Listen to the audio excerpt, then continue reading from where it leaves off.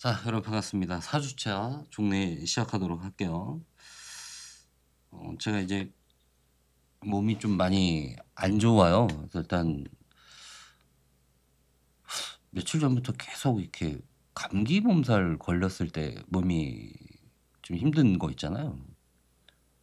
그 증상이 일단 계속 있고, 그 조회 때 말씀드렸던 것처럼 왼쪽 눈이 망막이 좀 많이 찢어져 가지고 응급시술을 받기는 했는데 그 뒤로 왼쪽이 좀 잘 안 보이고 아프고 눈알이 막 아파. 게다가 오늘은 좀 몸에 이렇게 경직이랑 경련이 막 동시에 일어나는 거예요.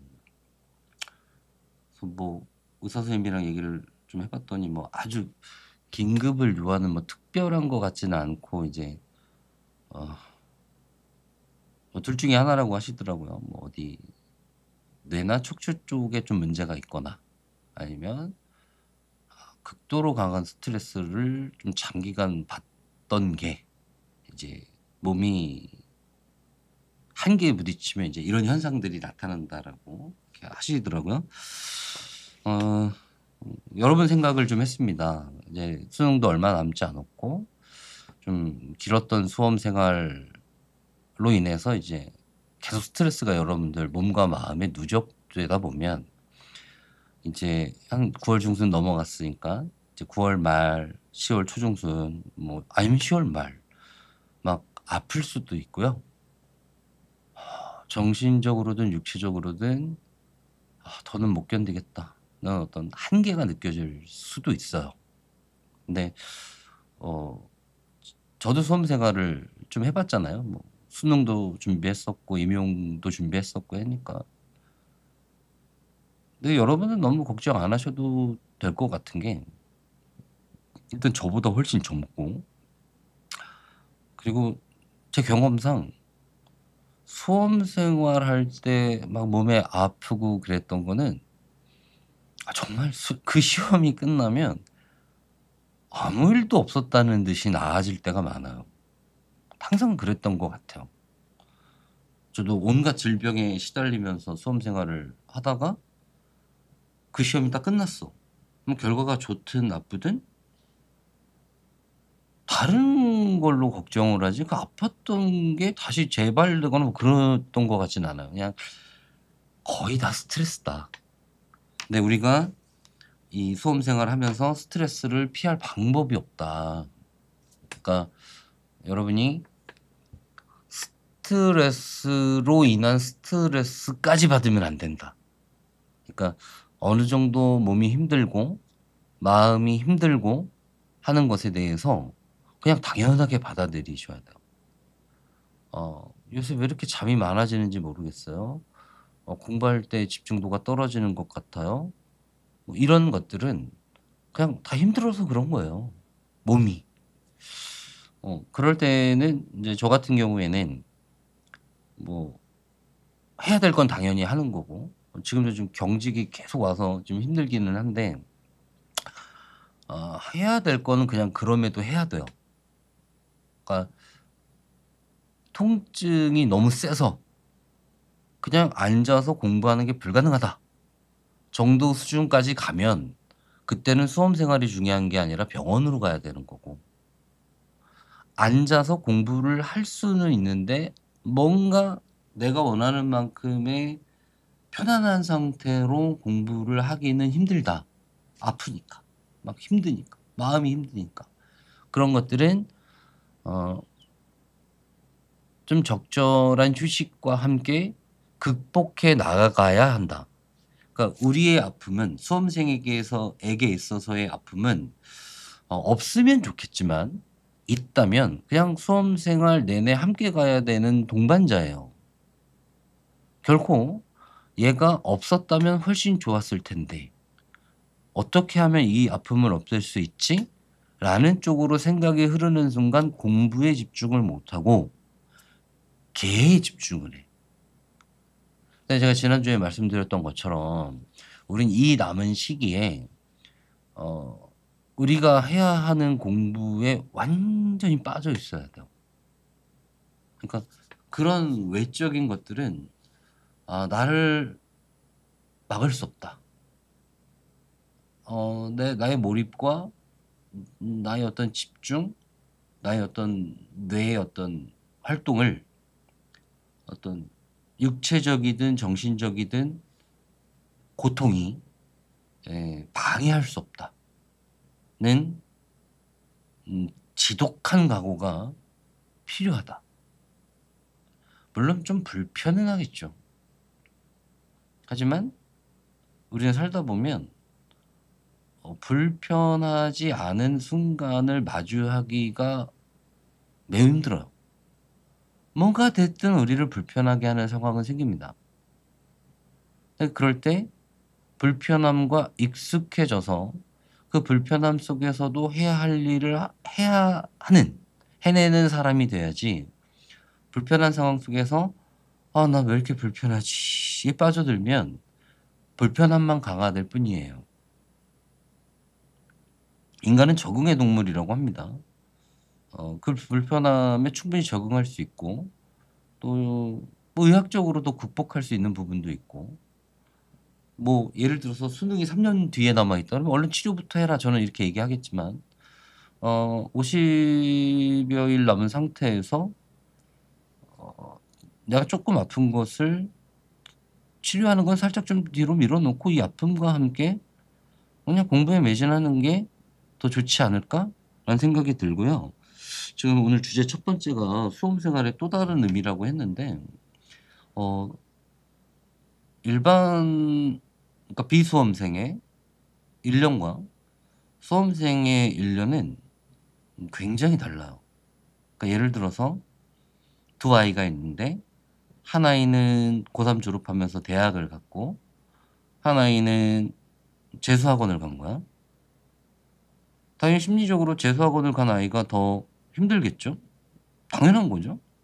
근데 그 힘듦이 인생에 있어서 플러스가 될지 마이너스가 될지는 재수 생활을 하는 동안의 마음가짐, 재수를 하는 동안에 본인이 얻는 깨달음,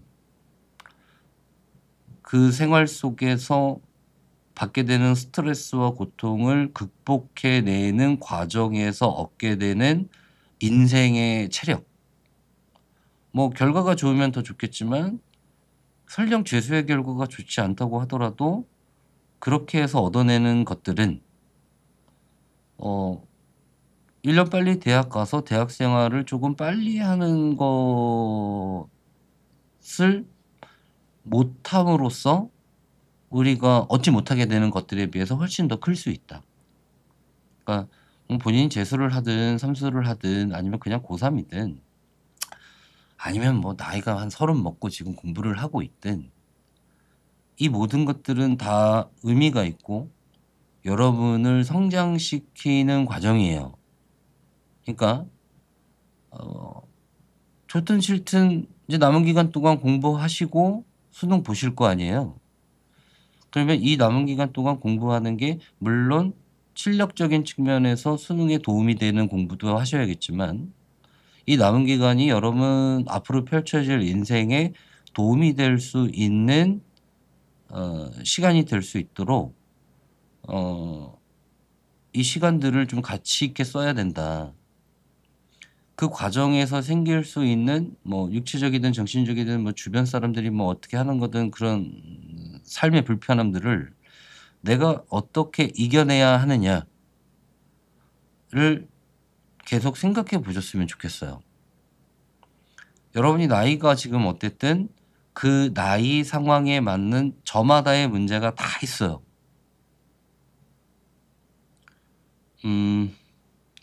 그래서 저는 수험 생활의 또 다른 의미는 대학을 가기 위해서 공부하는 것이라고도 생각하지만 제가 생각하는 수험 생활의 또 다른 의미는 정말 이 세상과 맞닥뜨려서 내가 홀로서기 하는 출발점이다. 뭐 사회생활 하시다가 수험 생활을 다시 하는 분들은 빼고. 근데 그분들도 사실 마찬가지인 게 수험 생활을 하면서 다시 수능을 준비한다는 건 또 다른 사회생활을 위한 첫걸음을 떼는 거거든요. 결국 수험 생활은 홀로서기가 시작되는 거예요. 홀로서기의 시작이라는 건 그런 거죠.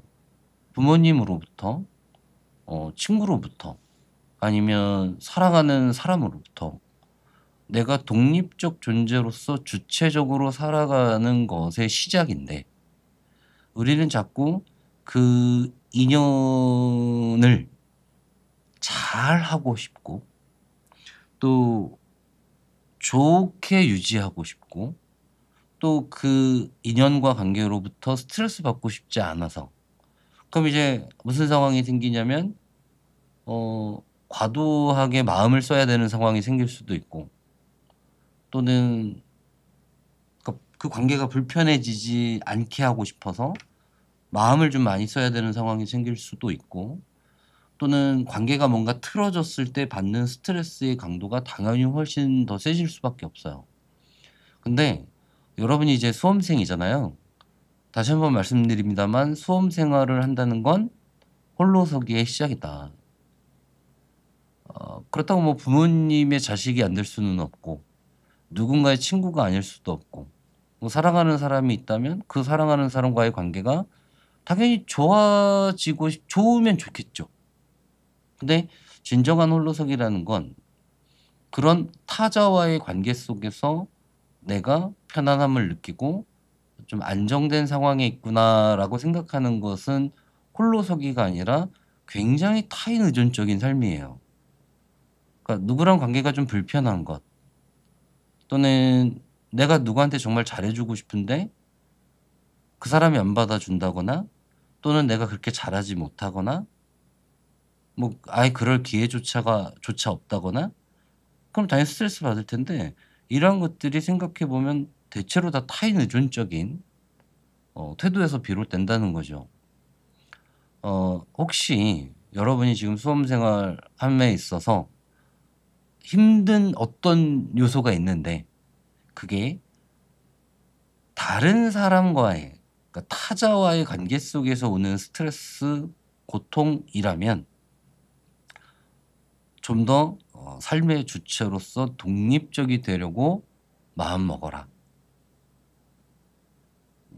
순간 이 말을 들었을 땐 근데 부모님한테 미안해서 뭐 그럴 수 있나요? 뭐 불효를 하라는 얘기가 아니에요. 뭐 예를 들면 그런 거죠. 부모님한테 내가 기대하는 게 있는데 그 기대를 충족을 못 시켜 드렸어. 부모님이 좀 서운해하실 수도 있고, 좀 이게 그래요. 부모 입장에서 생각을 해 본다면 내 자식이니까, 내 새끼니까 나의 분신이거든. 내 맘대로는 또 안 되고, 그렇다고 남처럼 대할 수도 없고. 그러니까 부모님 입장도 정말 힘들 거예요. 근데 우리는 그런 것까지를 다 고려할 수 없잖아요. 아무리 부모님이 좋아도 우리가 부모님이 될 수는 없으니까. 부모님과의 관계에서 지금 스트레스 받는다는 학생들이 굉장히 많은데, 어 부모님께 잘해 드리고 싶은 마음도 좋고, 뭔가 부모님을 기쁘게 해 드리고 싶다, 부모님과 잘 지내고 싶다, 이런 것도 물론 좋죠. 근데 그거보다 더 우선해야 되는 건 본인의 삶이 홀로 우뚝 서야 된다. 그거 안 되고 내가 내 삶을 살지 못한 채 부모님을 만족시켜 주는 3 살짜리 꼬마아이처럼 살 수는 없다. 이제 여러분 뭐 19, 20 다 그 이상이잖아요. 어 나의 어떤 행동이나 결정이나 내가 만들어낸 결과물이 뭐 부모님 마음에 안 들 수도 있죠. 그럼 부모님의 기대에 내가 부응하지 못해서 '너무 죄송한 일이다.' 이렇게 생각하지 말고, 그것 때문에 부모님이 힘들어하시면 그 힘듦은 또 부모님의 몫이에요. 그걸 여러분이 또 안아서 한 번 더 괴로워하면 서로의 괴로움의 한만 증폭될 뿐이야.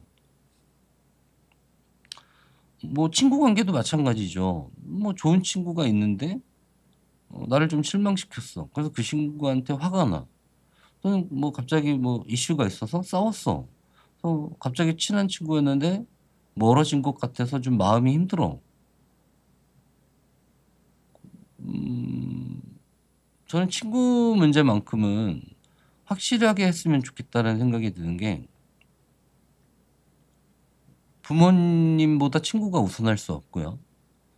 부모님 관계에서 제가 좀 독립적이었으면 좋겠다는 말씀을 드렸잖아요. 그럼 친구와의 관계에 있어서는 그거보다 몇 배 더 독립적이어야 돼요. 물론 여러분이 아직 젊고 또 친구를 좋아할 시기니까 그런 관계 속에서 삶의 에너지도 얻고 뭐 기분도 좋고 농담도 하고 잘 지내면 좋죠. 근데 세상 모든 사람과 또는 어떤 특정인과 지속적으로 오랜 시간 아무 문제 없이 잘 지내기는 거의 불가능에 가까워요. 이게 가능하려면 첫째, 자주 만나면 안 돼요. 둘째, 너무 기대해서는 안 돼요. 저도 끝까지 우정을 나누는 친구들이 있는데, 예전에도 한번 말씀드렸던 것 같은데 1 년에 한 3번 정도 만나요. 한없이 편해. 근데 그 친구들도 그렇고 저도 그렇고 서로가 잘 되기를 너무나 간절히 바라요. 힘들 때 정말 가슴 아파해 줬고. 그렇다고 서로가 서로에게 아주 작은 기대라도 하냐? 일절 없어요. 뭐 어른들의 친구니까 그럴 수도 있다 생각할지 모르겠지만, 이런 마음가짐은 1 년이라도 빨리 갖는 게 좋다. 친구로부터도 좀 독립하셨으면 좋겠다. 그리고 뭐 사랑하는 사람 여러분에게도 있을 수 있죠. 네. 마찬가지예요. 설령 그 사람과 결혼해서 부부가 된다고 하더라도, 아무리 부부는 정말 부부라서 하나와 같은 존재라고 하더라도 결국 생각해 보면 개별적인 독립체예요. 근데 여러분이 그 친구와 부부도 아닐 거고 그냥 많이 좋아하는 사이일 텐데, 이렇게 생각하시면 좋을 것 같아요. 아직은 어려서, 아직은 경험이 많지 않아서 그 친구를 사랑하는 마음이 내가 조절할 수 없을 정도로 큰 거예요. 뭐 서글픈 얘기일 수도 있죠. 나이를 먹으면 그걸 좀 더 조절하고 영향을 덜 받을 수도 있다는 게, 그 사랑의 뜨거움이 식어진다는 점에서는. 근데 저는 그게 오히려 삶이 견고해지고 하나의 주체로서 똑바로 서는 과정이다라고 생각하거든요. 그러니까 결론을 낼게요. 남은 기간 동안 타인으로부터 영향받지 않았으면 좋겠어요. 그게 누가 됐든. 적어도 여러분을 괴롭히는 타인은 없다고 생각해라. 그러려면 그 타인에게 어떤 기대도 하지 마세요. 그게 뭐 부모님이 됐든 뭐 친구가 됐든 여자친구가 됐든 남자친구가 됐든 뭐가 됐든, 그 사람이 나한테 뭔가 해 주면 그 해 주는 것으로 만족하시고 뭘 더 해 주길 또는 뭐 어떻게 해 주길, 이런 바람을 가지면 안 돼. 그 사람은 그 사람의 삶이 있고 그 사람의 생각이 있고 그 사람이 하고 싶은 게 있는 거거든.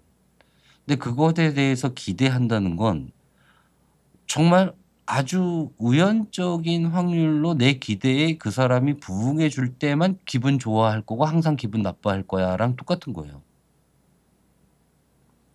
쓸데없이 본인의 수험 생활을 힘들게 하는 타인에 대한 기대를 멈춰라. 그럼 뒤집어서 얘기하면 이런 게 됩니다. 나에 대한 타인의 기대도 멈추게 해야 돼요.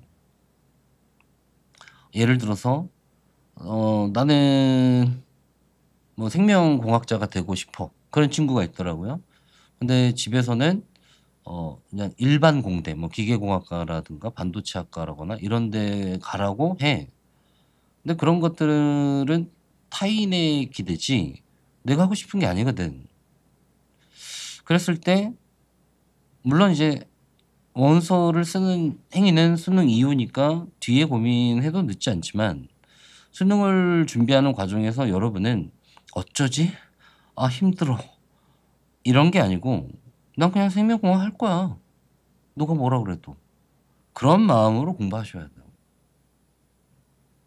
그래 놓고 뭐 생명공학을 할지 뭐 집안이 원하는 대로 뭐 전기전자를 갈지는 수능 끝나고 싸우세요. 그 싸움에서 여러분이 이길지 질지는 모르겠지만 여러분이 이기는 걸 응원할게요. 그러니까 타인에게 기대하지도 말고 타인의 기대에 부응하려고 그렇게 애쓰지도 마세요. 내가 이런 선택을 했을 때 부모님 실망하시면 어쩌지? 몇 년이나 실망하시겠어요? 한 1, 2년 가겠지. 1, 2년 여러분 살아보셔서 아시겠지만 금방 가잖아요. 그리고 그 1, 2년 동안 부모님은 또 늙어가고 있어. 약해져요. 마음도 몸도. 그럼 뭐 한 10년쯤 지나. 10년 뒤에 여러분이 여러분의 꿈을 이루고 잘 살고 있으면 내가 언제 공대 가라 그랬어? 막 이러실 수도 있는 거예요. 부모님은 그래요. 그렇기 때문에 지금이야 부모님의 뜻과 반대되는 뭔 어떤 선택을 한다는 게 힘들 수도 있겠지만 내가 결정했고 내가 하고 싶은 게 있다면 뚝심 있게 밀어붙일 계획을 세우고 이 수험 기간에는 그냥 공부에 집중하세요. 벌써부터 앞선 고민은 하지 말자. 말씀드리고 이제 수시가 끝났습니다. 그리고 이제 우리는 정시에 집중을 해야 되는데 제가 이제 많은 책을 읽어보면 수많은 성현들이 또 현자들이 이제 그런 얘기를 공통적으로 하더라고요. 우리가 지금 현재 여기에서 행복하게 사는 게 제일 중요하다. 그걸 위해서는 과거와 미래에 대한 우리의 그 생각들을 최대한 안 하는 게 좋다. 그러니까 수시를 쓰고 뭐 경쟁률이 이제 발표되고 뭐 누군 잘 썼네 누군 못 썼네 뭐 이런 얘기들이 나올 수 있고요. 또 이제 미래에 다가오는 뭐 수시의 결과라거나 아니면 수능의 결과라거나 뭐 이런 것들에 대한 고민을 할 수 있는데 지나간 일 신경 쓰지 마시고 앞으로 다가올 일 예상해서 걱정하거나 뭐 부정적인 생각을 갖거나 그럴 필요가 하나도 없어요. 그냥 내가 지금 무엇을 하고 있다면 그리고 무엇을 해야 된다면 그냥 그것만 신경 쓰는 게 맞아요. 분명히 수시는 끝이 났는데 마음속에 수시가 계속 진행되는 아이들이 있어. 후회, 미련, 뭐 걱정. 그래서 이제 남은 기간 동안 정시 준비에 총력을 다해야 되는데 너무 100% 120% 쏟아내야 되는데 그런 생각들이 우리가 공부에 모든 것을 담아내지 못하게 막고 있다면 자기 인생 자기가 좀 안 좋은 방향으로 인도하는 거죠. 일단 수시나 또는 이 올해 수험 생활에 지금까지 오는 데 있어서 본인이 공부에 최선을 다하지 못했다는 어떤 반성과 같은 것들이 일어날 수 있는 시기인데 뒤돌아보지 마세요. 수험 생활에 대한 반성은 수능 끝나고 하는 거예요. 그래야 인생을 좀 더 잘 살 수 있어요. 수능 끝나고 내가 수험생으로서 진짜 성실했었나? 어떤 이유로 그러지 못했던 것 같아. 비슷한 상황이 내가 성인이 돼서 생긴다면 그때만큼은 또는 대학 가서는 어떻게 해야지라는 이런 생각들은 수능 끝나고 하시는 게 맞고 지금은 그냥 오늘 하루 미친 듯이 그 자기 공부하는 내용에 빠져들어가 있어야 된다. 근데 그러지 않고 과거와 미래들이 계속 침투해 들어와서 우리의 현재를 너무 방해하는 것 같아요. 미래를 생각했을 때 기대되고 막 설레이고 하는 상황은 우리 인생 전체에서 5%도 안 될 것 같아요. 미래를 생각하면 대체로 불안하고 걱정되고 이런 게 한 95% 정도 되는 것 같고. 그러면은 합리적으로 가급적 미래에 대한 생각은 안 하는 게 좋다. 그러니까 '내가 뭘 하고 싶다. 내 꿈은 뭐다.'라는 게 정해 놨으면 그걸 이루기 위해서 열심히 살아가는 거지, 그거를 꼭 이루어야 되는데 '안 되면 어쩌지?' 이런 식의 생각은 오히려 안 되게 될 가능성만 키워요. 뭔가 목표가 정해졌을 땐 그 목표를 향해서 미친 듯이 달려가도 될지 말지 한 목표를 세우셨을 거 아니에요. 뭐 물론 뭐 그냥 '나 적당히 살래요.'만 하는 친구들도 있겠지만 대체로 여러분이 세우는 목표는 여러분이 할 수 있는 것 이상의 목표일 가능성이 큽니다. 그러면 정말 미친 듯이 그것을 향해서 매진해 나가도 될지 말지 하는 게 우리의 꿈이고 우리의 희망이에요. 그러니까 지금 수능이라는 목표를 앞두고 우리는 정말 미친 듯이 달려나가야 되는데 그걸 이루지도 못할 거다, 또는 이루는 과정에서 어떤 문제가 생길 거다, 또는 생긴 문제로 인해서 스트레스를 받으면서 몰입을 못하고 있다.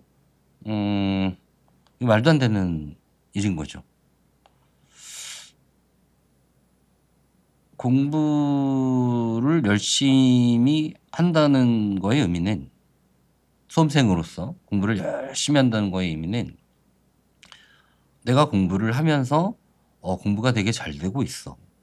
나는 되게 지금 발전하고 있어. 이런 느낌을 받는다는 게 아니고, 공부를 진짜 열심히 한다는 느낌은 내가 공부를 하고 있다는 것조차 잊을 정도로 공부에 빠져 있어야 되는 거예요. 근데 어디 수시 원서 쓴 결과에 대한 걱정, 수능을 못 보면 어떡하지라는 걱정이 침투해 들어와요. 그럴 자리가 없어야 돼, 여러분의 머릿속에, 마음속에. 어 그래서 진짜 제대로 된 공부, 뭐 예를 들어서 9월 수능에서 국어를 4 등급을 받았는데 자기는 너무나 1 등급 받고 싶은 거야. 근데 현실적으로 남은 시간 대비 공부를 해 봤자 뭐 얼마나 할 수 있겠어? 안 되겠네? 그럼 안 되는 거예요. 근데 어떤 아이는 틀림없다니까. 9 평에 4 등급 받고 수능에 1 등급 받는 애 나와요. 그럼 그 아이의 대부분은 "너 어떻게 공부했니?" 이렇게 물어보면 뭐 단기적으로 어떻게 해 보고 뭐 20일 동안 뭐 하고 그동안에 뭐, 이게 아니고 그냥 공부에 푹 빠져 있던 거예요.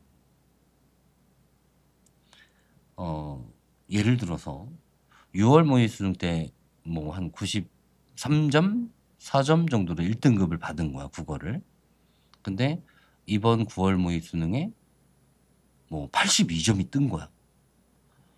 틀리지도 않던 언매나 화작에서 틀리고, 독서도 남들 다 쉬웠다는 2 점짜리 틀리고, 보기 문제 또 틀리고, 문학에서도 '아 이제 현대 소설은 좀 된 것 같다.'라고 생각했는데 뭐 두 출발 나오니까 뭐 대응도 제대로 못 했고.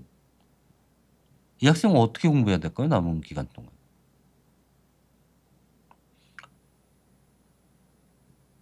"어떻게 공부해야 될까요?"라는 질문 속에 "어떻게"는 구체적인 방법이 아니에요. 현대소설 틀렸으니까 현대소설 공부를 열심히 해야죠.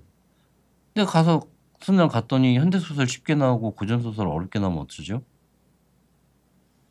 그러니까 여러분의 공부가 구체적인 방법론으로서의 어떤 방법을 선택한다고 해서 그게 수능에서 여러분의 성적을 향상시켜 줄 거라는 보장이 없다는 거죠.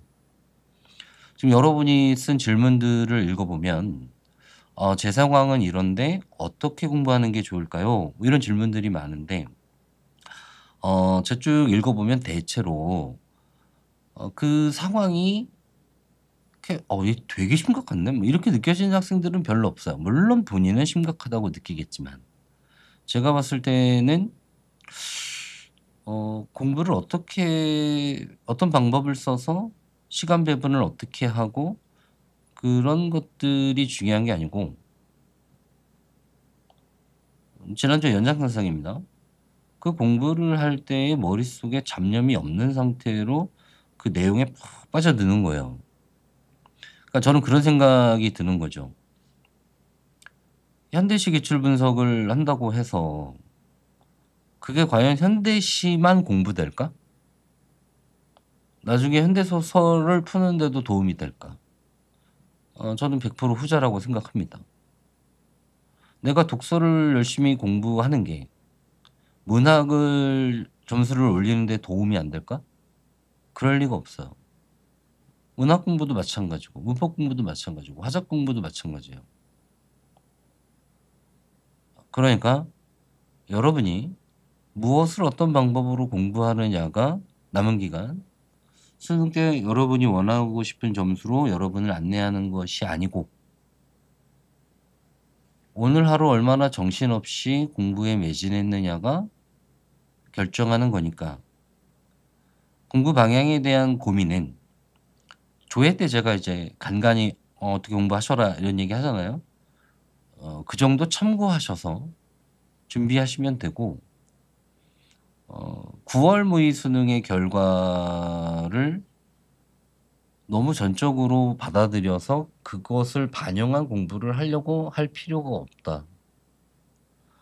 제가 지금까지 학생들 수없이 가르쳤지만 9월 모의 수능 때 무슨 문제가 나타나서 그 문제가 수능 때 재현되는 아이들 9월 모의 수능 때 현대 소설을 틀렸기 때문에 수능 때도 현대 소설을 틀리는 아이들은 어떤 아이들이냐 9월 모의 수능의 결과를 너무 심각하게 받아들인 나머지 남은 기간 동안 그 결과로부터 벗어나지 못하고 계속 불안에 떨면 수능 시험 날 현대 소설 보자마자 부들부들이지 안 떨릴 수가 없죠.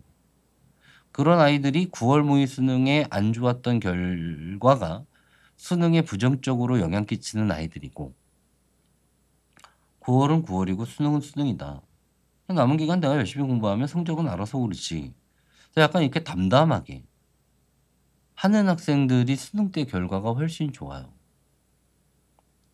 또 공부에 대해서 더 말씀드리고 싶은 게 있는데 그거는 다음 주 조회 시간에 좀 더 말씀을 드리도록 할게요. 꿈과 현실에 대해서 아까 중간에 말씀을 드렸죠. 어 꿈은 있으면 좋고 없으면 많은 거예요. 있으면 좋다는 건 뭔가 목표가 있기 때문에 그것을 향해서 다가가는 삶은 좀 약간 우울한 우리의 인생에 한 줄기 빛이 될 수 있어요. 그리고 실제 그것을 이뤄냈다면 말할 수 없는 성취감을 느낄 수 있겠죠. 근데 분명한 건 있어요. 여러분은 그 꿈이 실현이 된다면 '너무나 좋겠다.' 이렇게 생각하실 수 있지만 그 꿈이 현실이 되는 순간 꿈이 아니라 현실이에요. 그러면 내가 이룬 그 상황에 또 나를 힘들게 하는 요소가 있을 수밖에 없어요. 그러니까 꿈을 이룬다는 건 진짜 내가 원하는 걸 한다는 것이지 꿈을 이루는 순간 마냥 행복해질 것이라는 건 아니에요. 정말 행복하게 살고 싶으면 차라리 꿈 같은 게 없는 게 나아요. 바라는 게 없으면 행복해요. 진짜로. 저는 점점 그렇게 하기 위해서 노력하고 있거든요. 뭐 예전에 그 지나가는 얘기로 "5년 뒤에 하고 싶은 게 있다." 이제 "그게 뭐냐?" 이렇게 막 물어보는데 말하면 여러분이 너무 비웃을 것 같아서 지금 얘기를 못 하겠어요. 아 꿈이라기보다는 뭐 꿈은 꿈이겠지만 그냥 '그것을 하면서 생활하고 싶다.'라는 마음이지 되게 그 기대에 대한 목표치를 낮추는 거죠. 그래야 제가 좀 더 행복하게 이후의 삶을 살 수 있을 것 같아요. 여러분에게 있어서 또 다 꿈이 있겠죠?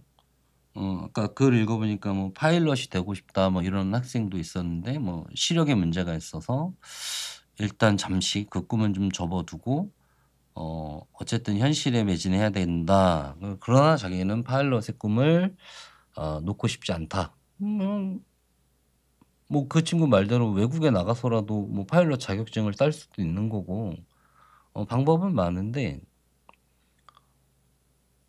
꿈은 있을 수도 있고 없을 수도 있고 뭐 그런 거지만 현실은 벗어날 수 없는 내가 발을 디디고 있는 땅과 같은 거라서 현실에서 뭔가 잘 살아내지 못하면 사실 꿈 자체가 의미가 없어져 버려요. 여러분이 어떤 꿈을 꾸고 있을지 어떤 미래를 희망하고 있을지는 모르겠지만 50일 뒤에 수능을 봐야 된다는 현실을 제대로 이겨내지 못하면 그 10년 뒤에 하고 싶은 꿈이라고 할 수 있겠어요? 여기서 현실을 제대로 이겨낸다는 건 그런 뜻입니다. 수능 결과가 아주 잘 나와야 된다는 뜻이 아니라 이 수험 생활을 가치 있게 만드는 과정을 인생에 도움이 되게끔 활용하는 거예요. 지난주랑 계속 연이어서 얘기를 하고 있기 때문에 뭐 눈치가 빠른 학생들은 지난주에 '아 저 사람이 어떻게 공부를 하는 거구나.' 느끼셨을 거고 지금 오늘도 비슷한 맥락의 얘기를 계속하고 있기 때문에 이제 오늘에서야 '아 어떻게 하라는 거구나.' 뭐 이렇게 느끼는 학생들이 있을 것 같은데 적어도 저는 이제 학생들하고 대화를 진짜 많이 하거든요. 그러니까 이번 주도 수업 끝나고 한 11시 까지 이제 학생들하고 상담하고 얘기하고 그들의 어떤 고민을 듣고 막 이렇게 했었는데 결국 좋은 결과 나오는 아이들은 어 이 수능이 얼마 남지 않은 시점의 수험 생활을 잘 이겨낸 아이들. 그렇다고 걔네들에게 고민이나 갈등이 없었느냐? 전혀 아니에요. 나중에 너무 결과가 좋은 거야. 근데 나중에 뭐 글로든 뭐 직접 만나서 대면을 해서 얘기를 하든 그 아이의 수험 생활에 대해서 들어보면 아무 문제 없이 평온하게 공부만 할 수 있는 환경에 놓인 애는 별로 없어요. 뭔가 다 있어. 본인 문제든 가족 문제든 친구 문제든 하여튼 뭔가 있어. 없을 수가 없어. 근데 그것의 영향을 최소화하고 그냥 공부에 몰입한 아이들이 성공을 하더라는 거죠.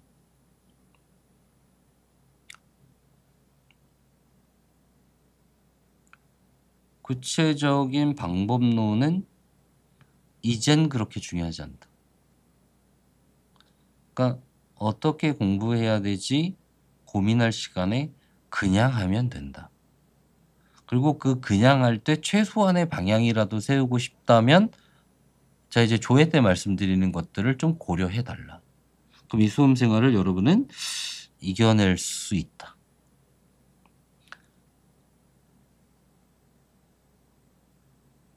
힘든 것도 몰라야 돼. 내가 지쳤다는 것도 몰라야 돼. 너무 공부에 빨려 들어가서.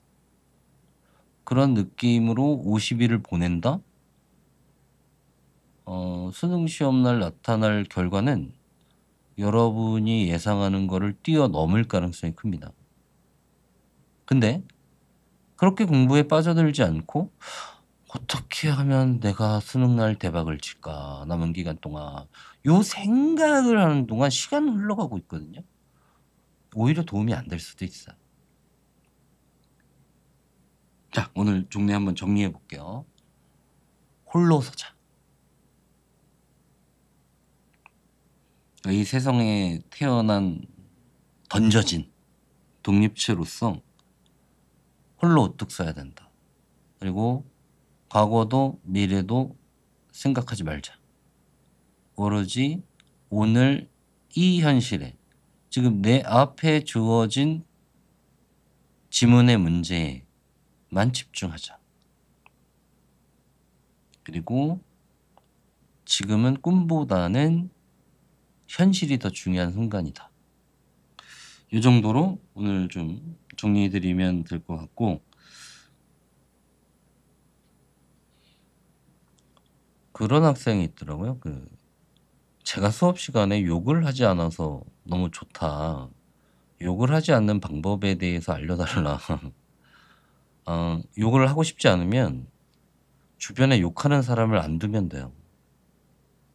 아무도 욕을 안 하는데 혼자 막 욕을 한다는 건 스스로 되게 자기가 부끄럽거든. 그러니까 제 주변에 욕을 하는 사람이 없어요. 제가 욕을 몰라서 안 하는 게 아니라 욕을 할 상황이 없어요. 그러니까 좀 주변에 욕 안 하는 사람을 두세요. 그리고 금연 때문에 힘들다. 뭐 기숙학원에 있는 친구인가 본데, 이 금연도 한번 얘기한 것 같긴 한데, 어차피 담배에 한번 손을 댔으면 그냥 죽을 때까지 그냥 담배랑 싸우는 거예요. 그 싸움에서 장기간 패배할 수도 있고 뭐 어느 정도 이겨냈을 수도 있죠. 근데 분명한 건 안 끊으면 후회한다. 그러니까 지금 기숙학원에 있기 때문에 강제로 금연 중인데, 기숙학원에서 나가는 날 한갑 펴야지 막 이런 기대감으로 막 부풀어 있을 수 있는데, 이 기회에 담배 끊으세요. 그게 여러분 인생에 훨씬 더 좋을 것 같다. 몸도 생각해줘야 돼. 그런 말씀 드리고, 이게 한없이 좀 무겁게 얘기했던 것 같은데, 일단은 뭐라 그럴까요? 누군가에게 좋은 얘기를 밝게 하기엔 솔직히 말씀드려서 제가 사는 게 너무 힘들어요. 너무 스트레스도 심하고, 여러분에게 말씀드렸던 것처럼 독립된 존재로서 홀로 우뚝 서야 되는데 또 불구하고 저 또한 주변으로부터 너무 시달리고 막 누군가의 어떤 기대 또는 누군가의 어떤 비난으로 인해서 너무 힘들고, 이럴 때 몸이라도 좀 건강하면 좋겠는데 온갖 생각지도 못했던 질병들이 몸에서 생겨나고 할 건 많고 욕심도 많은데 시간은 없는 것 같고 당연히 힘들 수밖에 없죠. 근데 저는 그렇게 생각을 해요. 제가 좀 힘든 건 힘든 거고, 수업 준비하고 콘텐츠 만들고 수업하고 하는 것은 영향받고 싶지 않다. 조금도. 그래서 좀 조절을 하죠. 에너지를 좀 덜 쓰고 그런 쪽에 제가 하고 싶은 거 해야 되는 거에 에너지를 집중하고, 그러다 보니까 오늘 종례는 조금 좋게 말하면 차분한 거고 안 좋게 말하면 좀 침울한 거고, 에, 저도 사람이다 보니 좀 기복이 있나 봅니다.